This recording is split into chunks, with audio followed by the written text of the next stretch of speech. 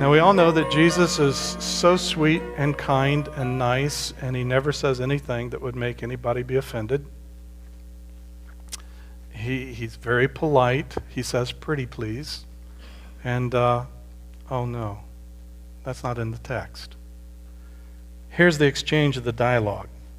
She's begging Jesus for her daughter to be delivered. And Jesus says, "First let the children eat all they want." He told her, "For it is not right to take the children's bread and toss it to their dogs." How do you feel? He's saying this to you. First, let's feed the children. There's priority here. Children eat first. You don't give it to the dogs.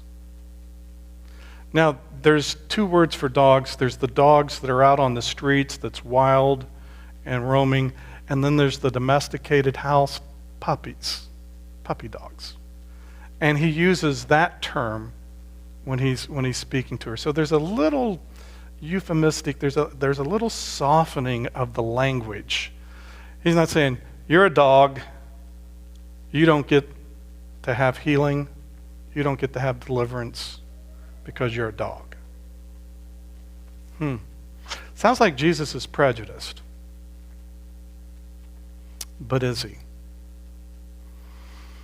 Here the lady is there, and she's beside herself. She's desperate in need of her daughter's healing. And so as she comes to Jesus, she's sharp as a tack.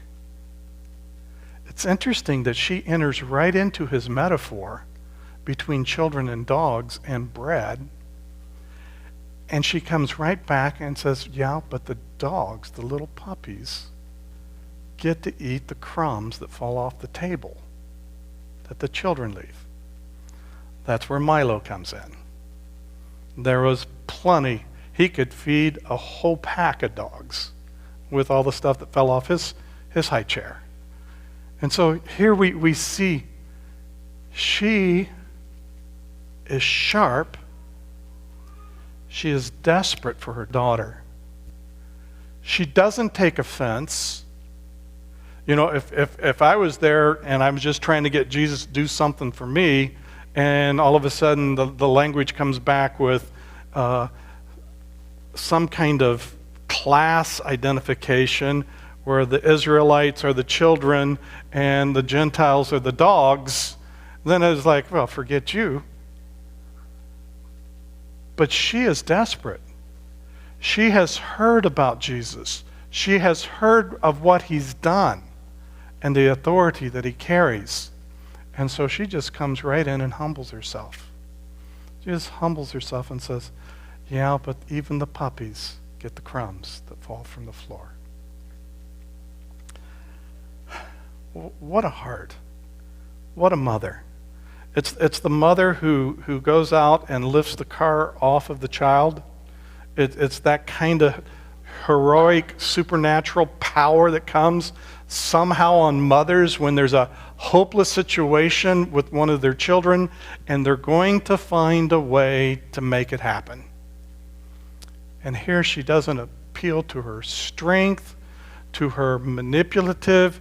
She just comes and takes the humble understanding of the metaphor, identifies herself as one of the puppies and her daughter as a little puppy, and is there and is asking, "Yeah, Lord, but even the dogs get the scraps that fall from the table."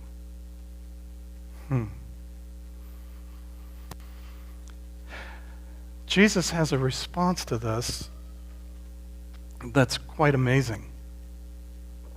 He says, because of this reply. It's because of the reply. Wow. What is in the reply? There's something in her language. He's just talked about what defiles. And when they're talking about food and how you eat and utensils and all that kind of stuff, and Jesus is saying, no, it's what comes out.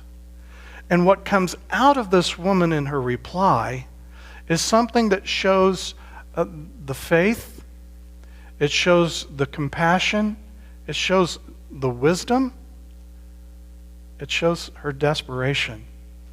She needs Jesus.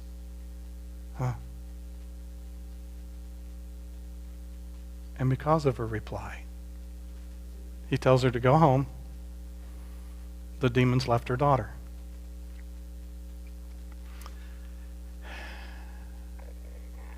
If you've ever been with your child and they're in the serious condition of illness, torment, and you need what someone has, you want them to come with you and go with you to your house.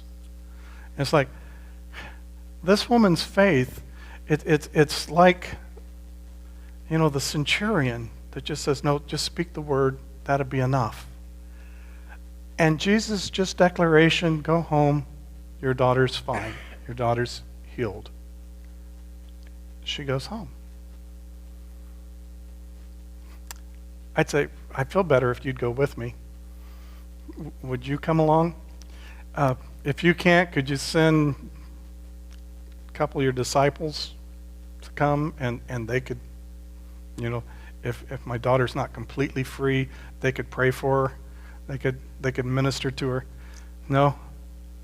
She gets up, goes home, finds her daughter lying on the bed.